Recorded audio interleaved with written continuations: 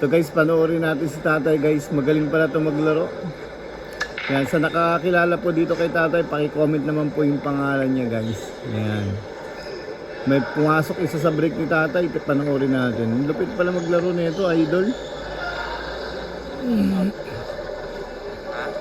Ba't kaya hindi ito nabigyan ng maglaro sa international guys, si tatay? Lalo na mas magaling to nung kabataan nito sa tingin ko. Yan mahirap yung pina na yan sa uno.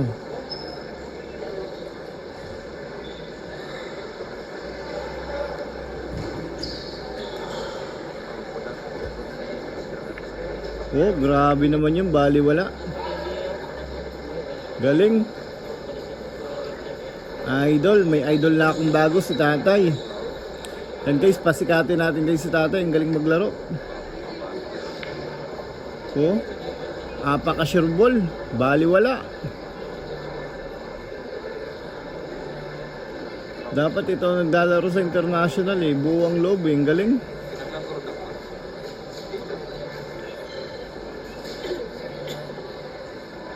Basta guys, bumenta na yung bola, wala na, uubos na. Tingnan nyo naman guys. Kahit may edad na si tatay, lumalaban pa talaga sa international. Nakikipagbakbakan pa rin yung tira niya, malupit. Parang di tumatanda. Totoo talaga yung kasabihan, kalabaw lang tumatanda. Pag mga ganitong tira guys, pwede na ipusta dito yung lupa't bahay natin para maging mansion na. O kaya pag wala kang pamusta, yung lolo't lolo mo ipusta na para dumami. O kaya pati jowa, pusta na. Yan guys, good vibes lang tayo guys ha. Yan, nagpapatawa lang ako. Sana matawa kayo. Ang galing naman ni tatay maglaro. Lupit, idol.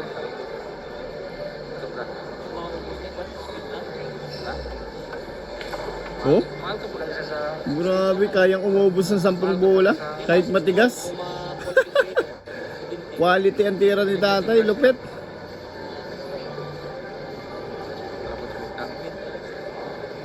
Hindi basta-basta kalaban ni tatay dito guys. Si Cheska, yung women champion natin sa international. Last 2 balls.